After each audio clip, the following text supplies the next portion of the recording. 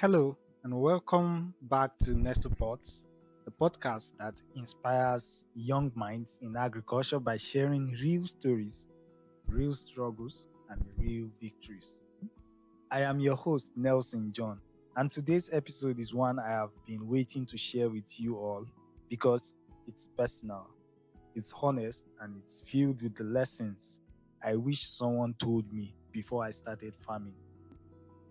While if you if you've ever feared failure, if you've ever dreamt of starting your first farm, if you've ever wondered why some people succeed while others give up, if you have ever feared failure, then this episode is for you.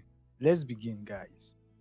When we talk about agriculture, we often picture the big things like large farms, hectares of lands, tractors, irrigation systems.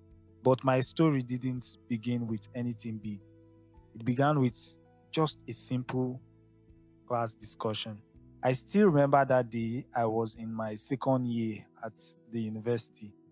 I had passion, excitement, and desire to do more than just attend classes.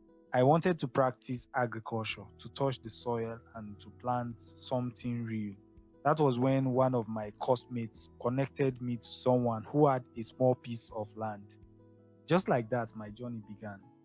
I didn't have much money, I didn't have experience, and I didn't even have a strong plan. But I had something powerful. You can guess it, right? And it's the willingness to start. And sometimes that's enough.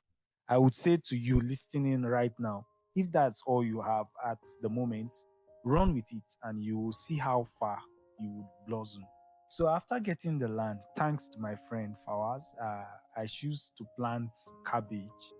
I know you may be wondering why cabbage. Well, because for me it looked simple. I thought it was straightforward, like plant, water, weed, harvest, and maybe uh, eventually sell, right? But agriculture has its own way of teaching you humility. The land to me from seed sowing.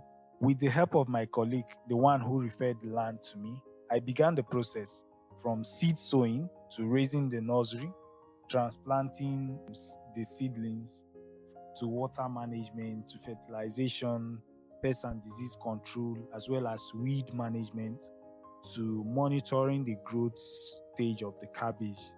And lastly, taking pictures. You may be thinking, what's that? Well, I enjoy taking beautiful pictures of nature in the farm. That's my second hobby aside the farming itself.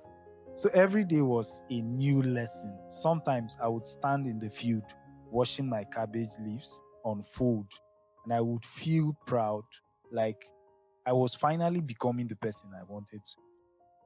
But other days I would feel overwhelmed by pests, by stress, and also by financial pressures because as at the time I had to make sacrifice of my pocket money from my other hustles because I did not let any of my family member be aware of the work.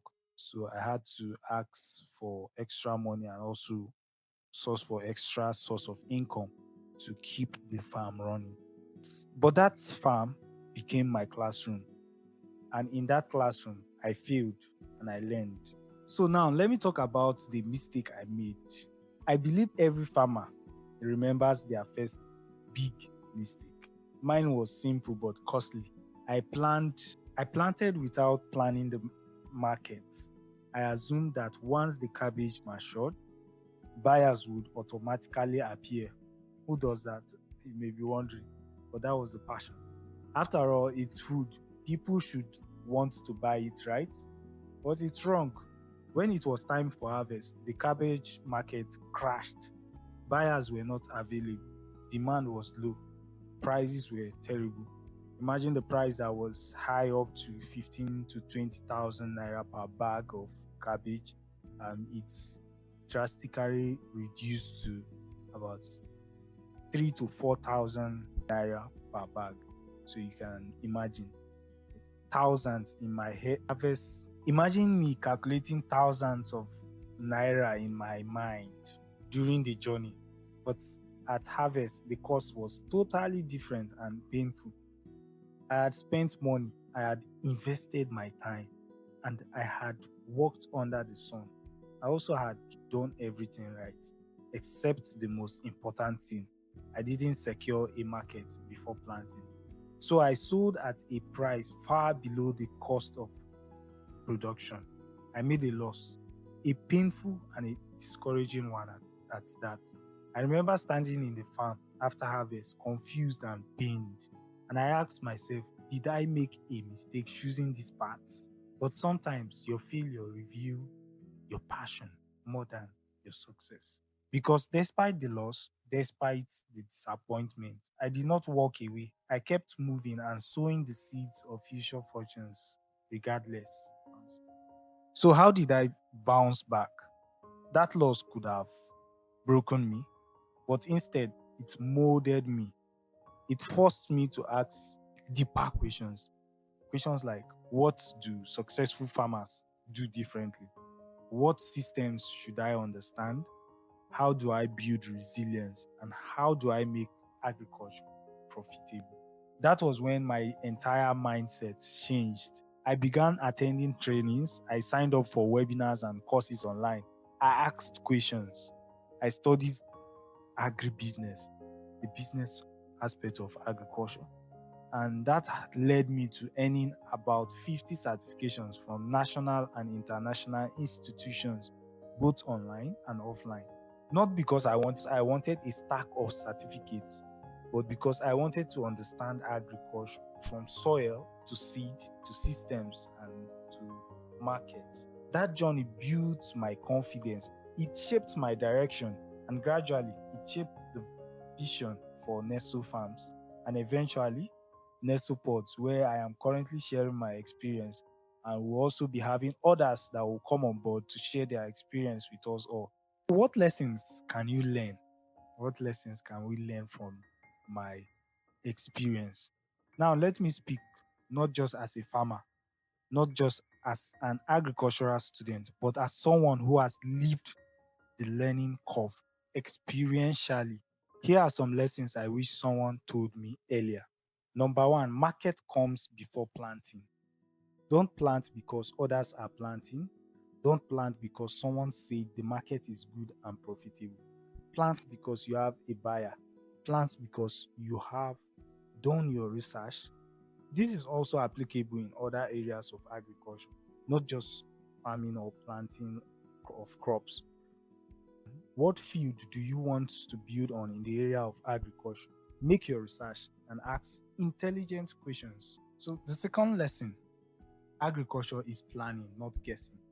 A successful season doesn't start in the field, it starts when you plan.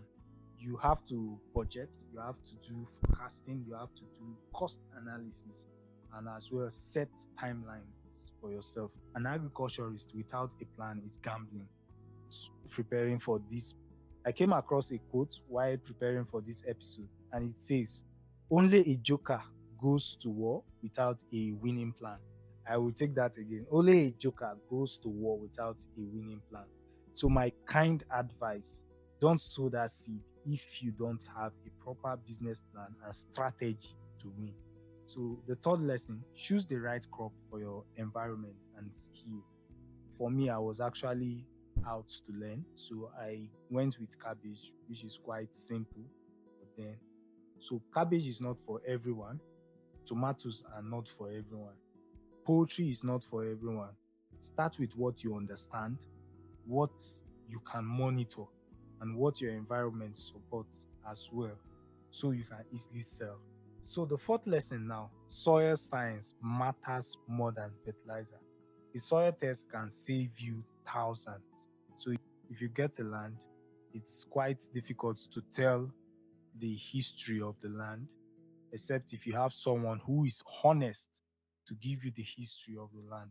Else, you will need the help of a soil scientist.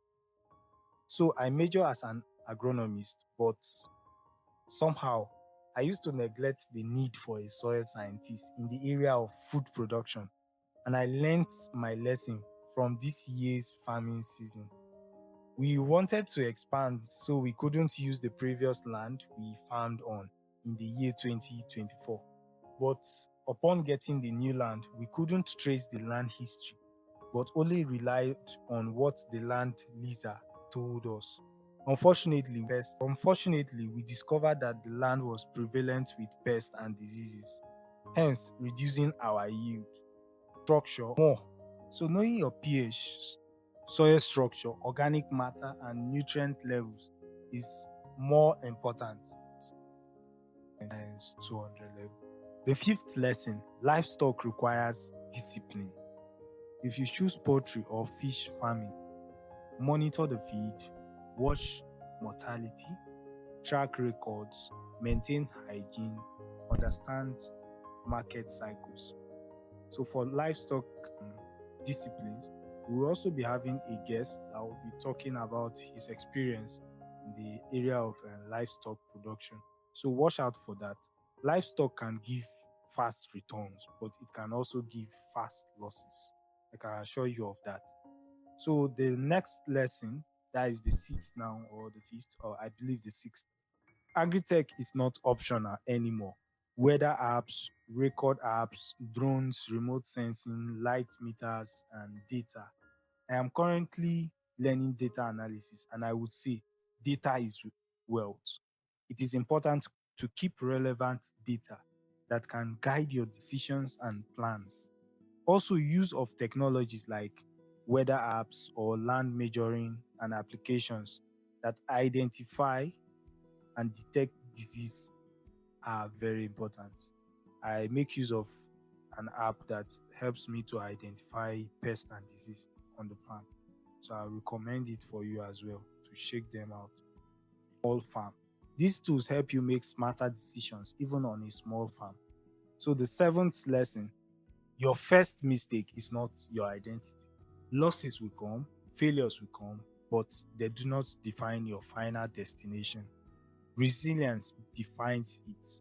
Imagine if I had given up. So have a clear goal and be focused always. So, my words to every beginner, you are not alone. As you listen to this, maybe you are preparing for your first farm, maybe you are scared, maybe you are excited, or maybe you feel behind. Let me tell you something with all honesty. I started with almost nothing and I still created something. You too can. Agriculture will test you, it will demand from you, and it will stress you, especially when you are running a student led startup like mine. But it will reward you if you do it with knowledge, strategy, and passion. Agriculture and farming has brought me so much value and connections that I never imagined. So you too can. Well, that is why Nesopods exist, to guide you, to support you, to show you what's possible, and to help you avoid the mistakes we made. Thank you for listening to our second episode of Nesopods. If this episode helped you, encouraged you, or opened your eyes, make sure to comment, subscribe, share with a friend, and follow us on all platforms. The journey continues, the seeds are growing, and in the next episode, we are diving even deeper into the world of youth driven, innovative agriculture. Stay rooted, stay inspired, and I will see you in episode 3. Thank you very much.